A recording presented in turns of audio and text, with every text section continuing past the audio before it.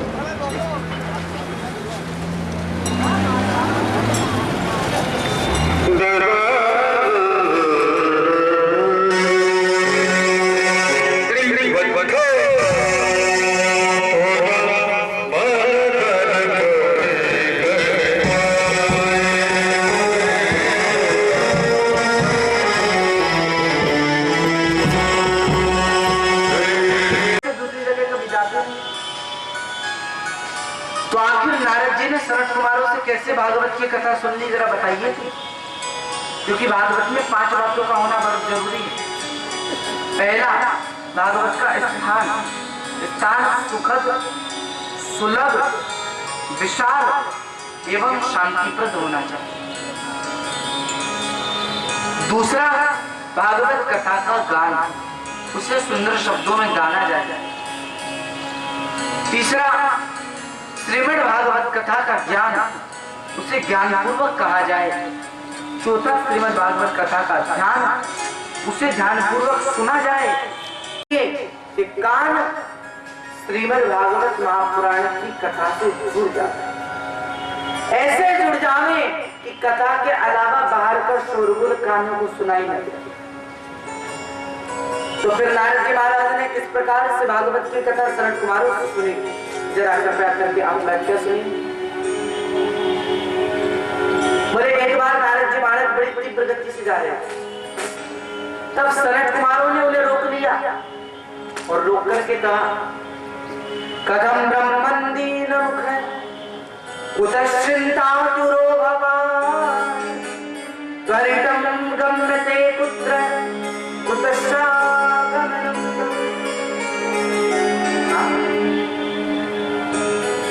कहिए ब्रह्मा के पुत्र नारद कहाँ जा रहे हैं और किस बात की चिंता आपको है? अरे हमने तो सुना है कोई कितना भी विनाश क्यों ना हो गया हो, अगर उस व्यक्ति को नारद का दर्शन हो जाए तो वह खिलखिलाकर हंसने लगता है। और आप जैसा संत ही व्याकुल है, चिंतित है, जरा बताइए क्या बात है? नारद जी महाराज बोले, मैं क्या बताऊं महाराज, अहम तुम पृथ्वी में यातो ज्ञात्वा सर्वोत्तमामिति पुष्करम च प्रयागम च काशन गोदावरीं तथा। मैं इस पृथ्वी पर आया, पृथ्वी को सबसे श्रेष्ठ समझ के यहाँ पर आया, हर जगह गया, पुष्कर गया, प्रयाग गया, काशी गया, हरिद्वार गया, लेकिन कहीं पर भी मुझे शांति नहीं। और जब मैं श्री राम वृंदावन में आया तो मैंने वृंदावन में एक कौतुक देखा, एक दृश्य देखा कि एक स्त्री बैठी है और स्त्री की गोद में 2 वृद्ध बालक बैठे। उस स्त्री ने मुझे बुलाया, मैं उस स्त्री के पास गया और जाकर के मैंने कहा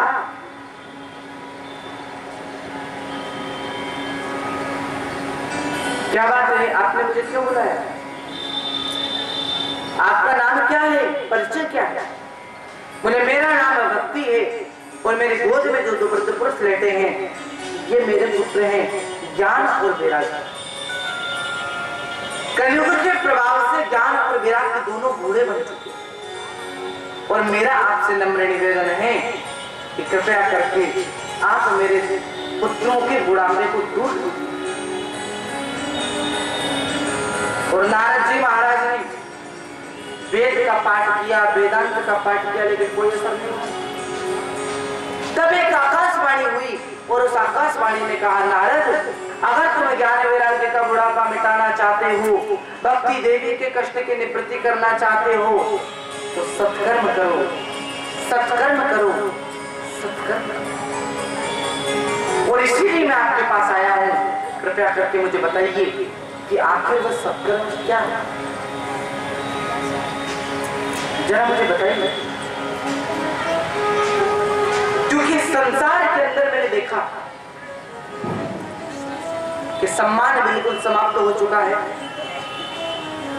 बड़े भाई का कोई आदर करता नहीं, माँ बाप को कोई पूछता नहीं और बड़ी ही दूषित एवं कलुषित व्यक्ति की बुद्धि हो चुकी। कई जगह में गया, दादी बाबा का सम्मान समाप्त हो चुका है। घर में नई बहू की चलती है, दादी बाबा को तो कौन पूछता है? बोले महाराज अगर घर में नई बहू की चलती है तो इसमें कोई बात नहीं, भाई घर में तो नई बहू की चलनी चाहिए, चलनी चाहिए।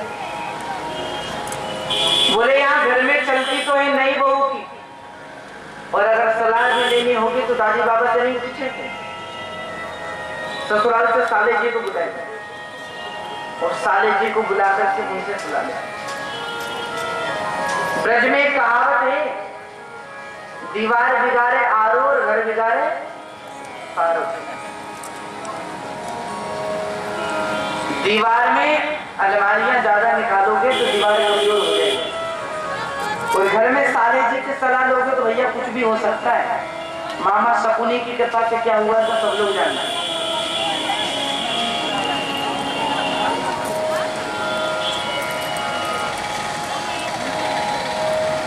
कलयुग ने लोगों की बुद्धि को दूषित बना।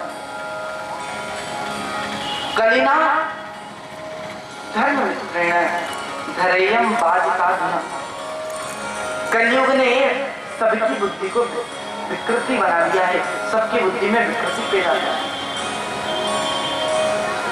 इसीलिए मैं आपके पास आया हूं, जरा बताइए मैं सत्कर्म क्या है। तो शरद कुमार जी ने बड़ी सुंदर बात कही और कहते हैं कि सत्कर्म सूचको नूनम ज्ञान यज्ञ स्मृतो बुधे श्रीमद् भागवता शतुगीत शुकादि। सत्कर्म सूचको नूनम ज्ञान यज्ञ स्मृतो बुधे। बोले श्रीमद् भागवत महापुराण से बढ़कर के सत्कर्म दूसरा और क्या हो सकता है? बोले भागवत। भागवत कैसे? क्योंकि मैंने तो वेद का पाठ किया, वेदांत का पाठ किया, और वेद वेदांत के पाठ से जब कोई असर नहीं हुआ तो भागवत से क्या होगा? थोड़ा ध्यान देना। वेद है वृक्ष। क्या है वेद? क्या है? देखो अगर आप लोग बोलने में कंजूसी करोगे तो फिर मैं भी बोलने में कंजूसी कर जाऊंगा। वेद क्या है? लेकिन अगर वृक्ष में फल मीठा नहीं होगा तो वृक्ष, हम मानते हैं कि वृक्ष का जो सार होता है वह सार वृक्ष के फल में ही तो होता है, और फल खाने में जितना आनंद आता है वो पेड़ खाने में आता है। तो भागवत तो सज्जन फल है और वेद वृक्ष है। मानते हैं भागवत वेदों में से ही निकली है, लेकिन वेदों का जो सार है सार भागवत में है। और अगर औषधि के रूप में कोई काम करता है तो सार ही तो औषधि का काम करता है। इसीलिए भागवत इकट्ठा बोले भागवत कहां करें महाराज? चाहे जाकर एक काम करो, ज्यादा नीचे हम नहीं आते, ज्यादा ऊपर तुम मत आओ। क्या मतलब सीधा सा कि ऊपर है बद्रीनाथ और ये है वृंदावन, और बद्रीनाथ धाम से जब हम नीचे की ओर आते हैं, ऊपर बद्रीनाथ धाम है, और श्री बद्रीनाथ धाम से जब हम नीचे की ओर आएंगे तो बीच में पड़ता है हरिद्वार, और वृंदावन से जब ऊपर की ओर चलेंगे तो भी पड़ता है हरिद्वार। इन दोनों के बीच का स्थान हरिद्वार ही तो हो गया, और हरिद्वार में कथा, और हरिद्वार में कथा हुई आनंद नाम के तट पर, हरिद्वार में कथा, और बड़ी सुंदर कथा। चारों भाई सनक सनंदन सनातन सनत कुमार आसीन हो गए, और चारों भाई आसीन होकर के सामने आसन बिछा दिया गया है। भक्ति देवी ज्ञान और वैराग्य के लिए, ज्ञान वैराग्य को दिखलाई पड़ रहे हैं लेकिन भक्ति किसी को दिखलाई नहीं पड़ रही। और सनत कुमार जी महाराज ने एक आसन और लगवाया नारद जी के लिए। वैसे नियम तो ये कहता है कि भागवत की कथा अगर सुनी जाए तो पति पत्नी दोनों को एक साथ बैठकर के सुननी चाहिए, लेकिन हम नारद जी कथा कराए तो पत्नी कहां से लाए? नारद जी महाराज अकेले ही कराने वाले हैं, अकेले ही बैठे हैं।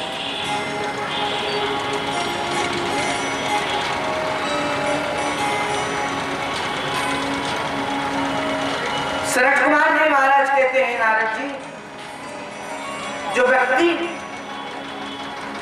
जीवन में पाप कर्म करता है, ऐसे व्यक्ति भी अगर भागवत की कथा को सुनते हैं तो व्यक्ति के विचारों में थोड़ा बदलाव आता है। बोले महाराज क्या केवल कथा सुन के व्यक्ति के विचार बदल जाते हैं? बोले मैं तो यहां तक कहता हूं कि कोई व्यक्ति जीवन भर पाप कर्म करता रहा हो, कोई व्यक्ति जीवन भर क्रोध रूपी अग्नि की ज्वाला में जलता रहा हो, अगर ऐसा व्यक्ति भी मर जाए और मरने के बाद भूत प्रेत पिशाच जो भी बन जाए, अगर ऐसे व्यक्ति के नाम से भी कथा करवाई जाए तो उसे व्यक्ति को मुक्ति की प्राप्ति हो। नारद जी महाराज बोले क्षमा करना, लेकिन ये बात हमारी समझ नहीं है। मरने के बाद भी व्यक्ति को मुक्ति मिल जाए भागवत से। तो शरद कुमार ने एक बड़ी सुंदर कथा सुनाई। आइए उस कथा का हम सब लोग गति प्रदान करें। उससे पहले हम सब मिलकर के कुछ हमारे कन्हैया का चिंतन करें, मनन करें, स्मरण करें। और कीर्तन होगा कैसे? कैसे? ताली बजेगी तो दोनों हाथ खड़े करके 7 दिन तक। हाँ, और देखो आप तो जाग रहे हैं लेकिन आपका पड़ोसी सो रहा है। हाँ, तो जब कथा में ताली बजाओ ना, ताली ऐसे बजाना कि कोहनी बगल वाले को लग जाता है, और ऐसी कोहनी मारना थोड़ा जोर से, ताकि दर्द के मारे दोबारा कथा में नींद ना आए। हाँ, प्रेम से सब लोग ताली सेवा करते हुए भगवान के नाम का स्मरण कीर्तन मंडन करेंगे। उसके पश्चात कथा को आगे की हम सब कुछ प्रदान करेंगे। मेरी सर पर रख दी काना अपने ये दोनों हाथ, तेरा है तो दिखाना, तेरा है तो दिखाना।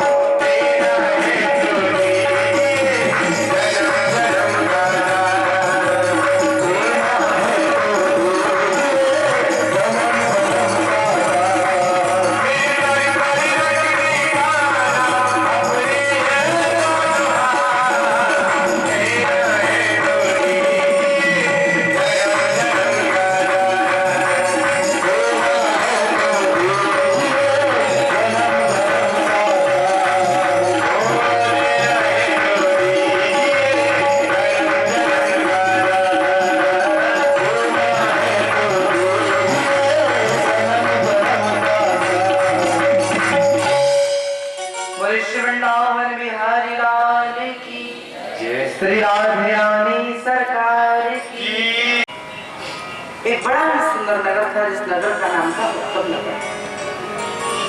वर्णाश्रम धर्म का पालन करने वाले सभी लोग वहां पर निवास करते थे और उसी नगर में पंडित जी रहते थे जिनका नाम था आत्मदेव। और आत्मदेव का सीधा सा अर्थ होता है कि जिसने अपनी आत्मा में देवत्व का दर्शन कर लिया। अपनी आत्मा में देवत्व का जिसने दर्शन कर लिया वही है आत्मदेव।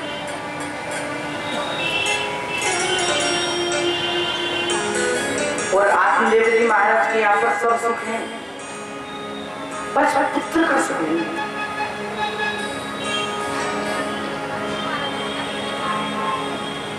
आत्मदेव जी के पास में पड़ोसियों का आना शुरू हुआ और पड़ोसी आत्मदेव जी से बोले, कहिए आत्मदेव जी आपके घर पर तुलसी का बिरवा है? बोले हाँ है।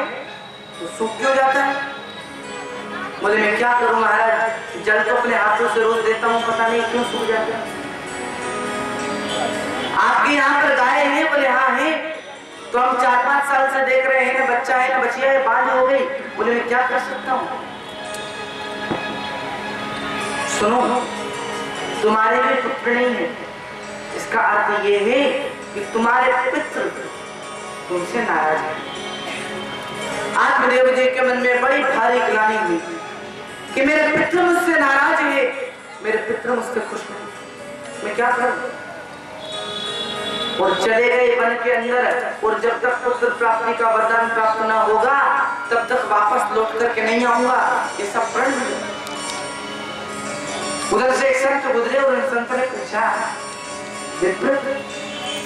नितांत निर्जन वन में अकेले क्या करते हो? तो आत्मदेव जी महाराज चरणों में गिरकर उसे बोले, महाराज मुझे कोई पुत्र नहीं, आप कृपा करें तो मुझे पुत्र की प्राप्ति हो। अब संत तो ठहरे, संत क्या करोगे बेटा लेकर? क्यों चाहिए तुम्हें बेटा? ये सांसारिक बेटे कोई काम नहीं आते, मत कामना करो बेटे।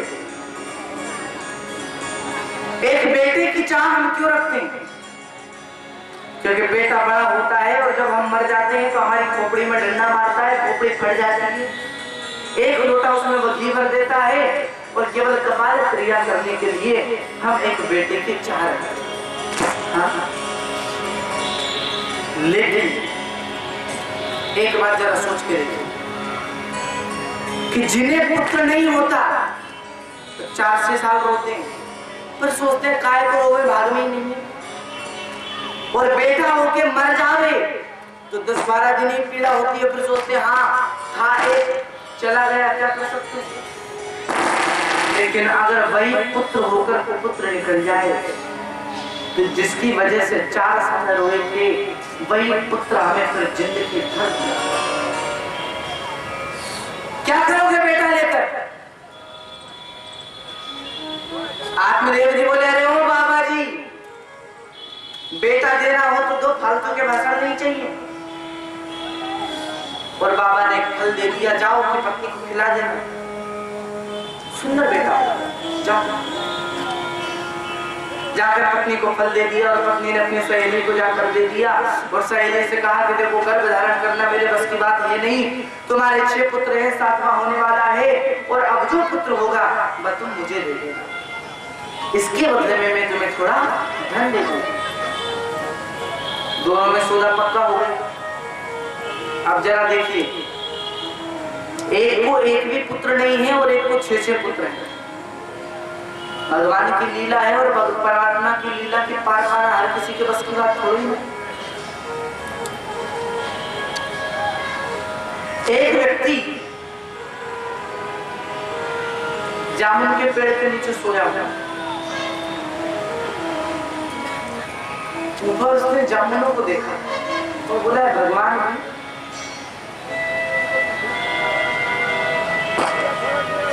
भगवान ने दुनिया तो बनाई पर दुनिया बनाने में बुद्धि का उपयोग नहीं किया। भगवान ने अकल नहीं लगा दिया, इतना नीचे बेलों में उग रहा है।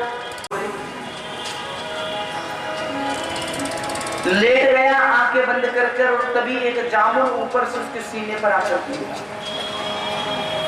और जामुन भी अगर गिरे तो थोड़ा तो दर्द होता ही है। हाथ जोड़ के बोला प्रभु बड़ी कृपा की। क्यों? क्योंकि ये तो जामुन था और कहीं तरबूज होता तो। गोविंदाय नमो नमः।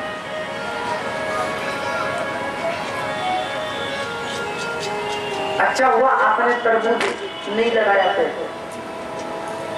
भगवान क्या करते हैं क्या नहीं करते उनकी लीला में हमें कोई व्यवधान नहीं डालना चाहिए। परमात्मा क्या कहते हैं इस बात पर हमें गौर करना चाहिए, क्योंकि हम सब जानते हैं कि थोड़ी सी देर की जिंदगी है, बाद में मौत ही आनी है। और जीवन का सबसे बड़ा सच अगर है तो मौत ही तो नहीं। हाँ?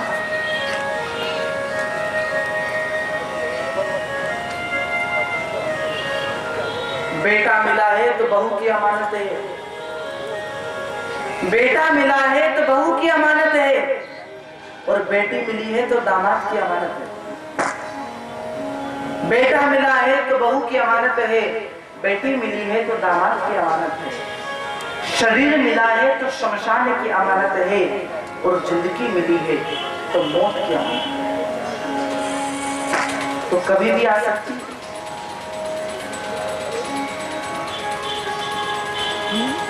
इसीलिए शरीर पर व्यक्ति को अभिमान नहीं करना चाहिए, और भगवान ने जैसा स्वरूप प्रदान किया है उसी में खुश रहकर बस उनका चिंतन करना चाहिए, मनन करना चाहिए। ऊपर के स्वरूप से क्या होता है, अपने अंतकरण को बदल करके देखो, और जब तुम्हारी दृष्टि बदल जाएगी तो तुम्हारे प्रति दुनिया की दृष्टि बदल जाएगी। जब तुम सब में राधा माधव के वास को देखोगे तो दुनिया तुम में भगवान को देखेगी, और हर जीव के अंदर परमात्मा ही तो है। हर आत्मा में परमात्मा बसा है, हर जीव में भगवान बसा है। इसलिए अभिमान तो कभी करना ही नहीं चाहिए। जो व्यक्ति अभिमान करता है ना सज्जनों, वह व्यक्ति तो मेरे गोविंद के दरबार में कभी आ ही नहीं सकता। अपने आप को बिल्कुल तिनके से भी समान, तिनके से भी छोटा सा, हम तो कुछ नहीं। क्योंकि जो व्यक्ति गुणी होगा वह झुकेगा, और जो मूर्ख होगा वो तनकर खड़ा रहेगा। आपने देखा होगा कि जो सूखा वृक्ष होता है वो तनकर के खड़ा होता है, और आंधी तूफान आया कि जड़ से उखड़ कर कहीं अलग जाकर गिर पड़ता है। लेकिन हरा भरा जो वृक्ष होता है जिसमें पत्ते होते हैं, फल होते हैं, फूल होते हैं, टहनियां होती हैं, यानी गुण होते हैं, और जिस व्यक्ति में गुण होते हैं वह तो नीचे की ओर झुकता है, और जो व्यक्ति मूर्ख होता है वह व्यक्ति तर्क वितर्क करता है और डटकर तनकर करता है। ऐसा नहीं, झुक करके चलो, दूसरों को भी तो थोड़ा आदर दो। हाँ?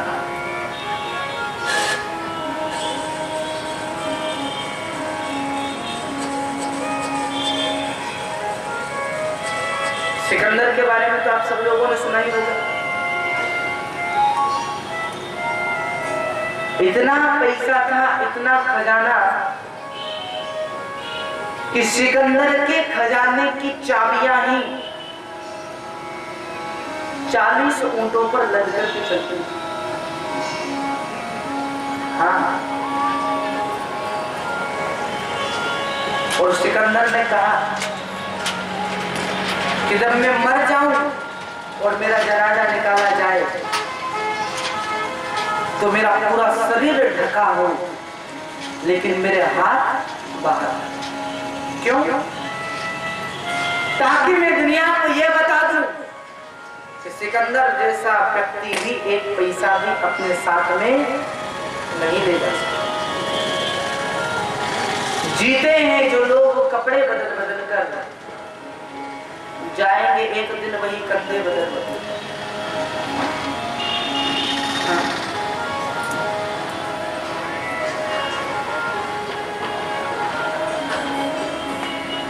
भगवान के दरबार में तो वही व्यक्ति आ सकता है जो अपने आप को तिनके से भी छोटा ना, चाहे जैसा व्यक्ति हो, बस उसी में भगवान को देखें।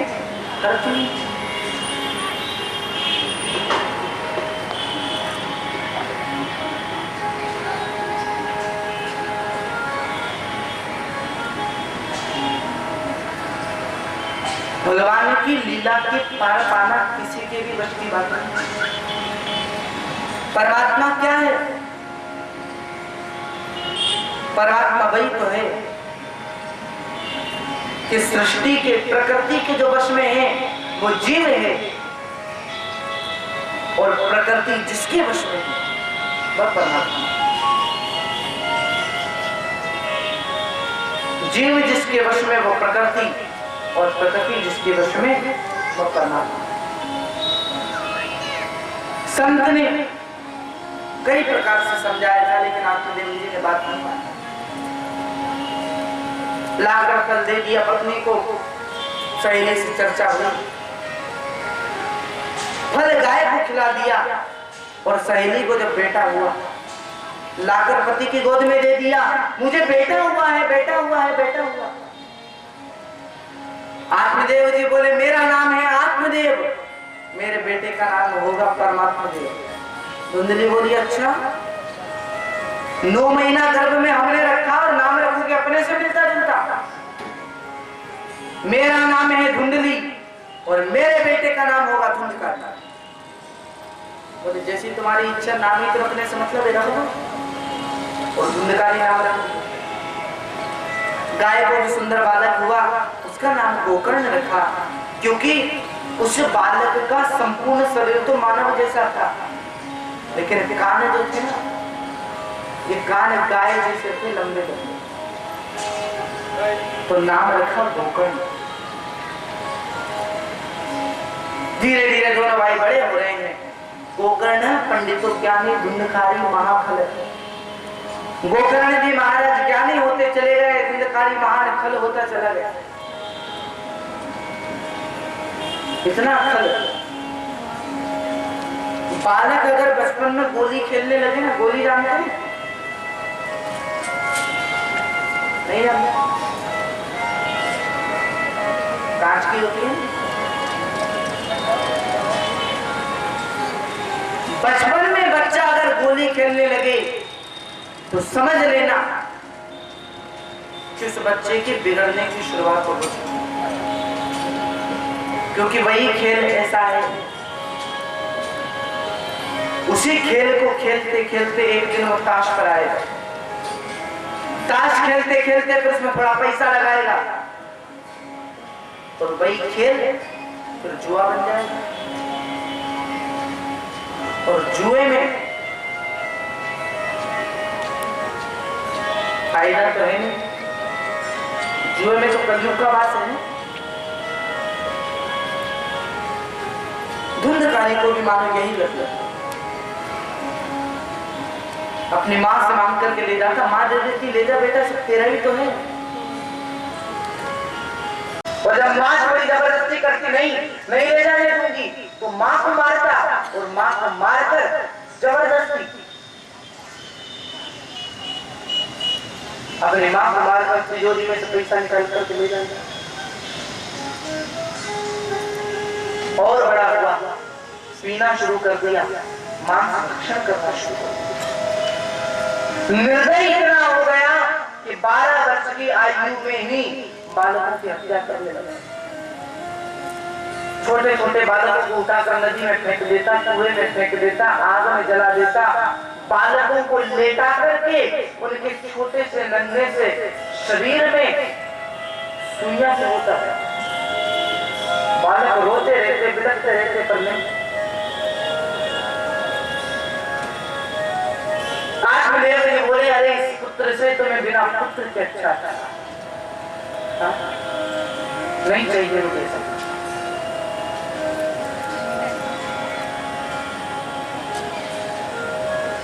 लेकिन क्या करे, वैराग्य इतना है नहीं कि घर छोड़ करके वन में चले जाए। तब गोकर्ण जी महाराज का आगमन हुआ और गोकर्ण जी महाराज ने अपने पिता को उपदेश दिया, पिताजी वन हम इसलिए जाते हैं, वन हम इसलिए नहीं जाते कि वन में भगवान रहते हैं। अरे वन में भगवान नहीं रहते, वन में भगवान रहते तो शेर का तो जन्म ही वन में होता है। हाँ? हमसे पहले भगवान उनको मिलने चाहिए और शेरों की तो मुक्ति हो जाए, एकांतवास हो। और अगर वैराग्य आपके मन में है, त्याग आपके मन में है, तो वन जाने की जरूरत ही नहीं है। घर ही आपके लिए बने हैं और वन ही घर है।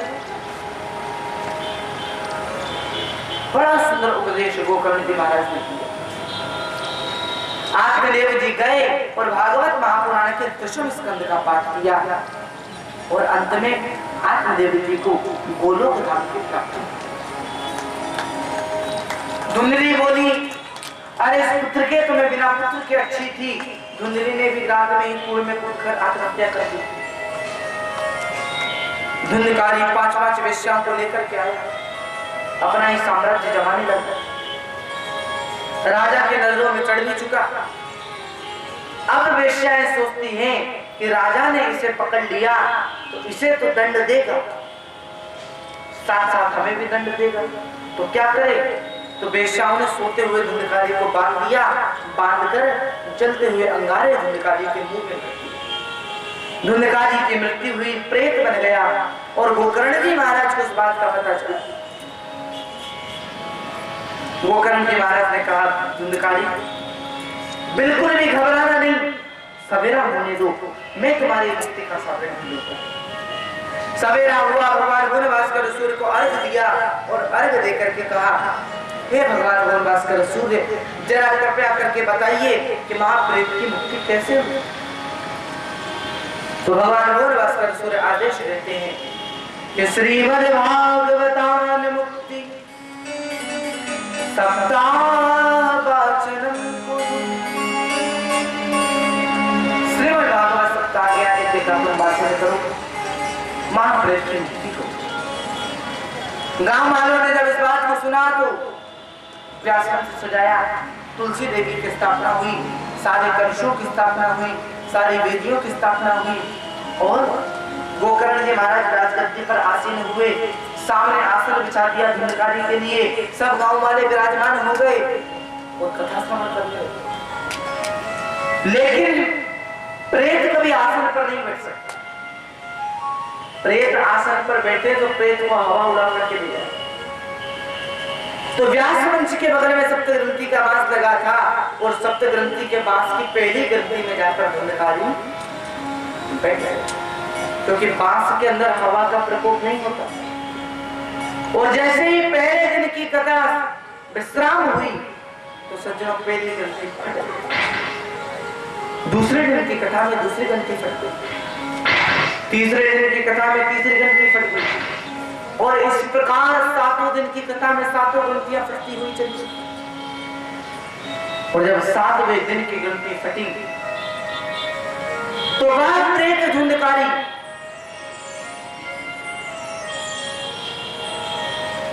देव योनि में परिवर्तित होकर गोकर्ण जी के सामने आता और बोला, भैया अगर आज आप ना होते तो मेरी मुक्ति कभी नहीं। देखिए मेरे लिए भगवान के नाम से विमान आया है और मैं इसमें जाऊंगा।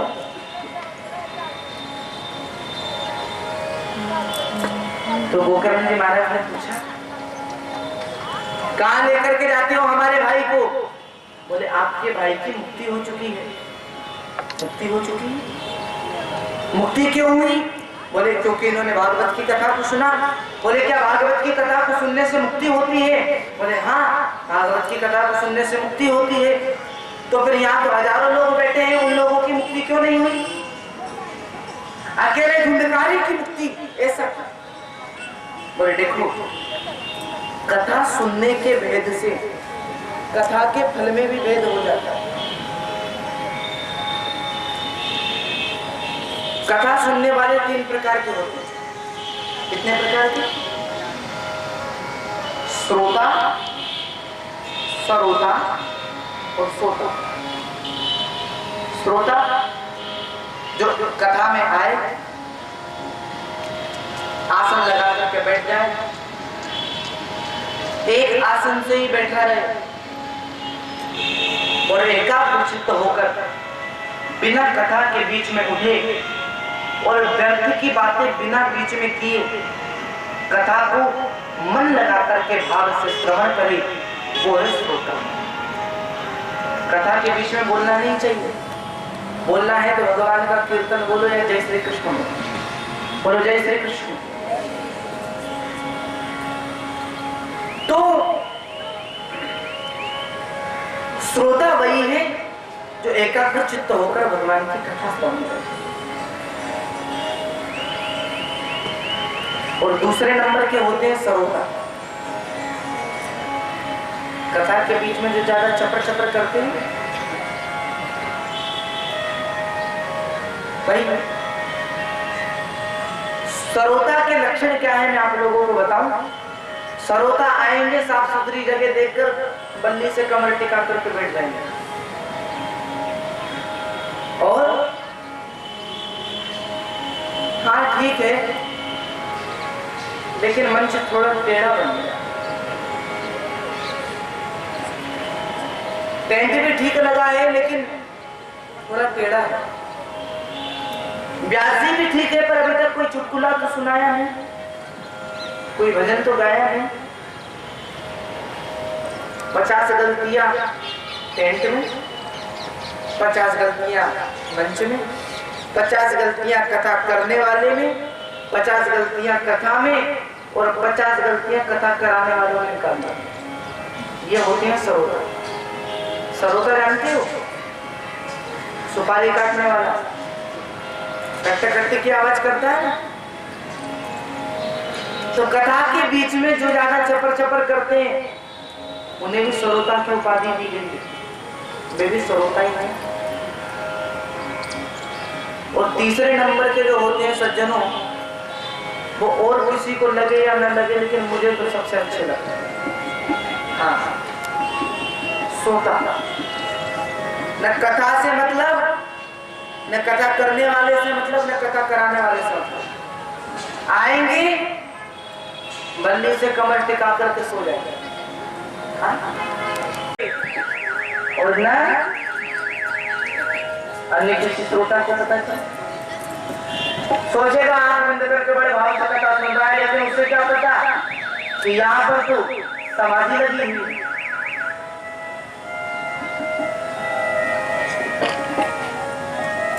और फिर जब आंख खुलेगी, जैसे ही कथा संपन्न हुई, जोर से जयकारा लगाया, बोले श्री नाम बिहारी लाल की।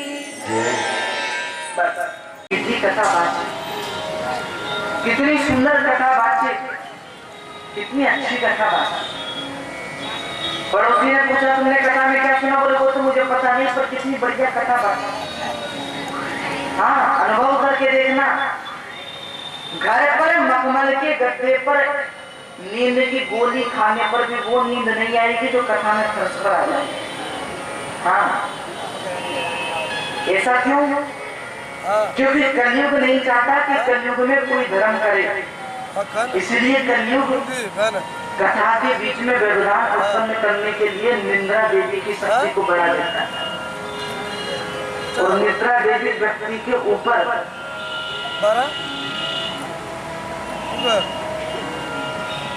कथा के मध्य निंद्रा देवी आ जाती है, व्यक्ति सो जाता है। लेकिन अगर तन्मयता से कथा सुनो, हजार के नोटों की गड्डी गिनते वक्त नींद आती है क्या? बोले महाराज नोट की गड्डी गिनते वक्त नींद आएगी भी तो भी वापस चली जाएगी। ऐसा क्यों? क्योंकि पैसों को हम अपना मानते हैं, भगवान को अपना मानते हैं। और जिस चीज में मन ही नहीं है तो वहां मन कैसे लगेगा? और जहां मन नहीं लगता वहां तो नींद ही आती है। लेकिन ऐसा नहीं, तन्मयता के साथ में और एकाग्रता के साथ में भगवान की कथा था। श्रवण करना चाहिए।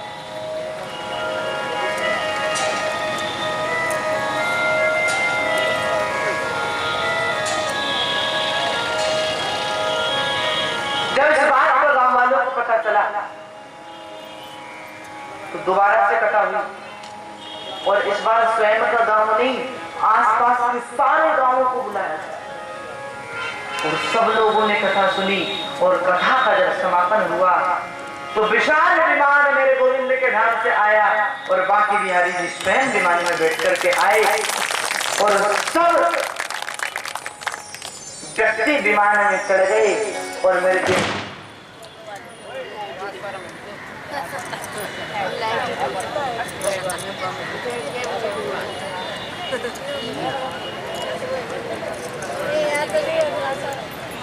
बिहारी जी विमान लेकर के आए और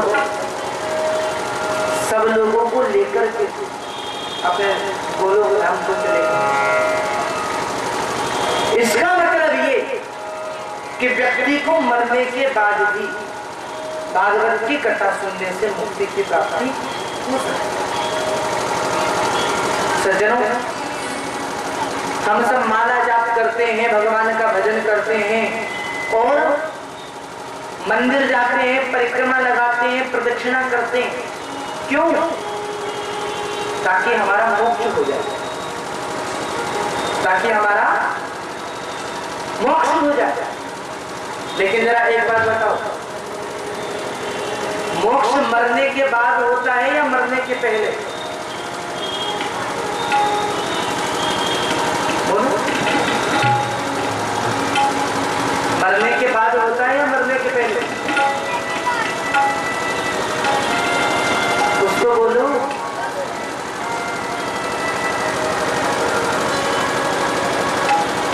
सज्जनों,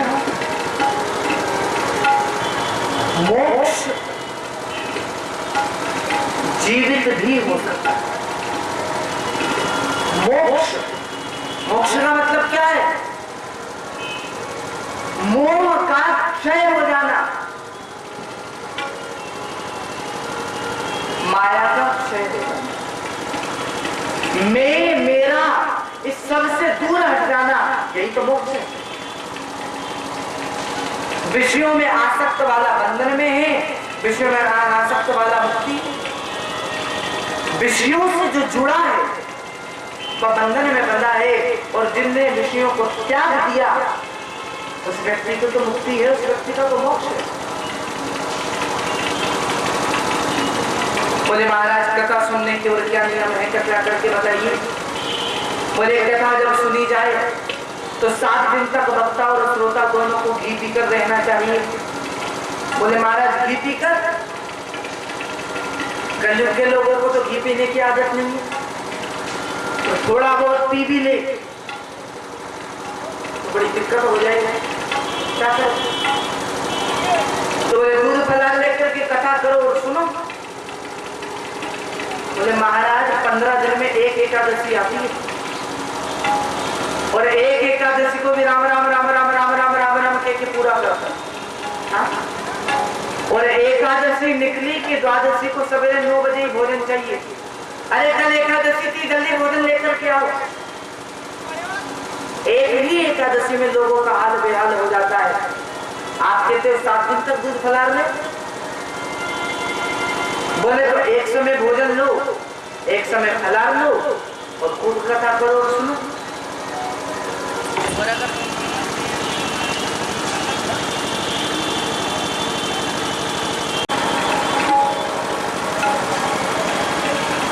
एक समय भोजन लो और एक समय फलार करो। और अगर यह भी न बने तो दिन में भले ही 5 बार भोजन करो, लेकिन जैसा कथा सुनने में मन लगे वैसा।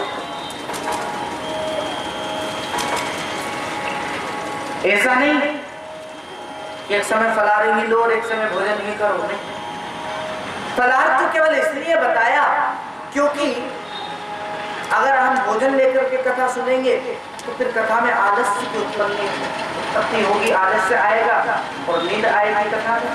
तो हल्का भोजन लो और कथा सुनो। और क्या नियम है?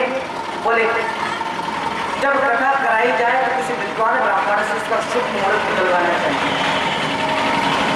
व्यास जी के अलावा 5 ब्राह्मणों का और वर्णन करना चाहिए जो भागवत का संस्कृत में मूल पाठ करे, गायत्री मंत्र का जाप करे, द्वादशाक्षर मंत्र का जाप करे, दुर्गा सप्तशती का पाठ करे। और 5 ब्राह्मणों का और वर्णन करना चाहिए जो भागवत को सुंदर शब्दों में गाए। और क्या नियम है? बोले और नियम ये है कि कथा जब सुनी जाए तो आलती पालती मारकर बैठ करके सुननी चाहिए। कथा के बीच में 2 आसन कभी नहीं लगानी चाहिए। पहला, भूल करके भी भागवत महापुराण की ओर पैर फैला करके नहीं बैठना चाहिए। और दूसरा, दोनों घुटने खड़े करके और उनके आगे हाथ बांध के बैठे, इस आसन को भी नहीं लगाना चाहिए, क्योंकि इस आसन का नाम है दरिद्रासन।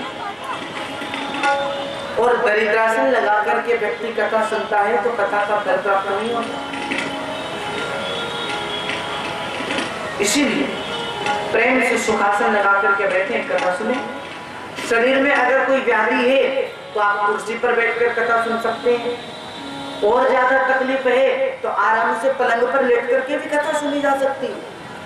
लेकिन शरीर में कोई व्याधि नहीं तो प्रेम से सुखासन लगा करके कथा सुने और तन्मयता के साथ में कथा श्रवण करें। आरती खूब श्रद्धा से गाएं, कीर्तन खूब गुणवंत होकर के गाएं। हाँ, और जितने भी उत्सव आए, वामन जन्मोत्सव, राम जन्मोत्सव, कृष्ण जन्मोत्सव,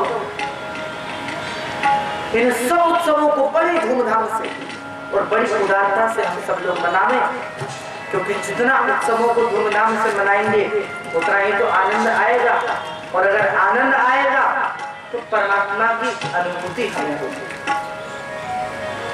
ऐसा कह ही रहे थे शरद कुमार जी कि ज्ञान वैराग्य का बुढ़ापा मिटने को चला और भक्ति देवी जो अदृश्य थी बस सबको दिखाई दी।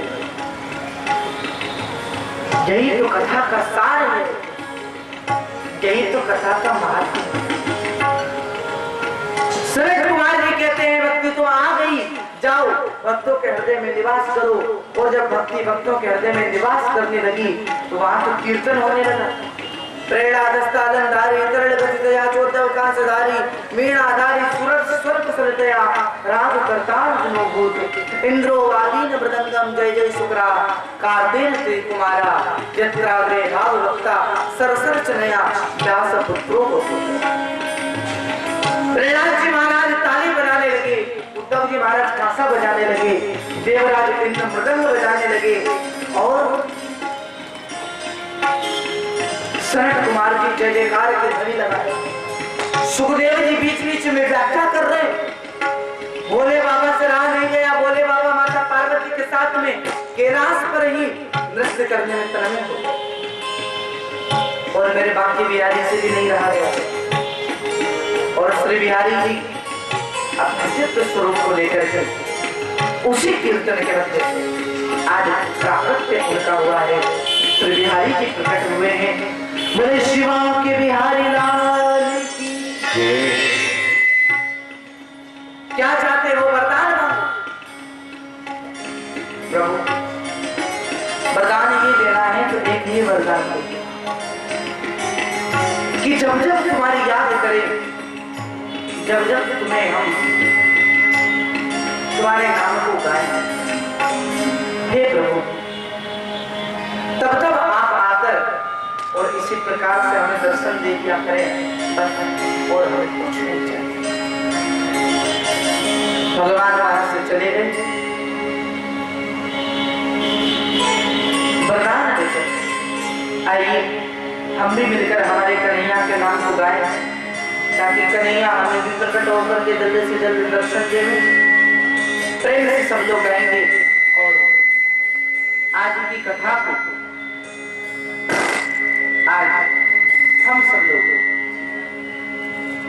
यहीं पर विश्राम देंगे और भगवान के नाम का स्मरण करते हुए इस कथा को विराम देंगे। कल 12 बजे से कथा शुरू होगी। हाँ? और आज तो श्रीमद् भागवत का महात्म्य यानी भागवत के बारे में परिचय मैंने आपको कराया। वास्तविकता में भागवत का शुभारंभ तो प्रथम स्कंद से होता है, जो हम कल से शुरुआत करेंगे। इसलिए मेरा निवेदन है कि कल वासुदेव श्री कृष्ण गोविंद हरि मुरारी हे नाथ नारायण वासुदेव हे नाथ नारायण वासुदेव हे नाथ नारायण वासुदेव हे नाथ नारायण वासुदेव हे नाथ नारायण वासुदेव श्री कृष्ण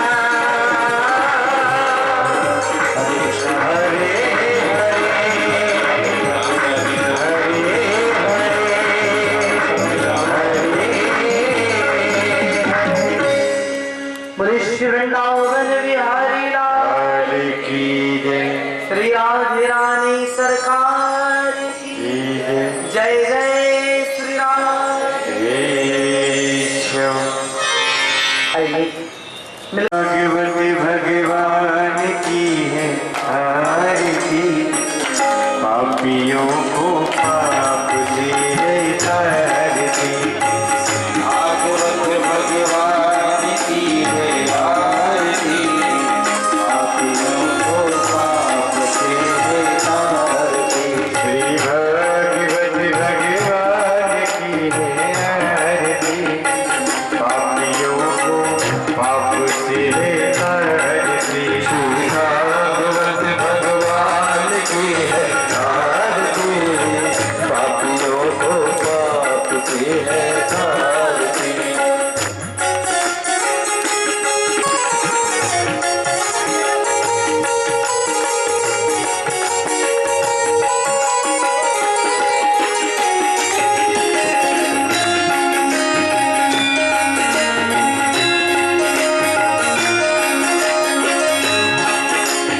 अमर गद्दिए मोक्ष पद्दिए पंचम वेद निराला, नभ ज्योति जगाने वाला।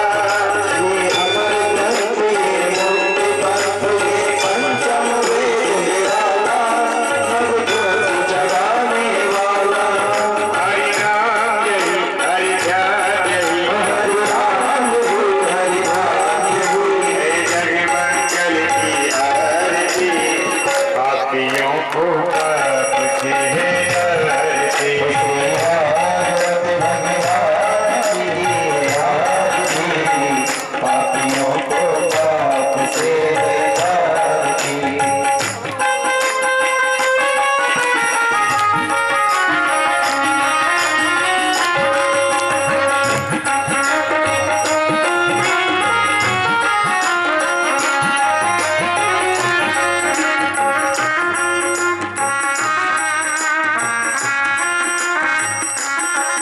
ये शांति गीत पावन पुनीत, पापों को मिटाने वाला, हरि दर्द कराने। ये दुख हरनी, ये दुख हरनी, ये दुख हरनी। मन जुड़न की आरती, पापियों को पाप से तारती। भागवत भगवान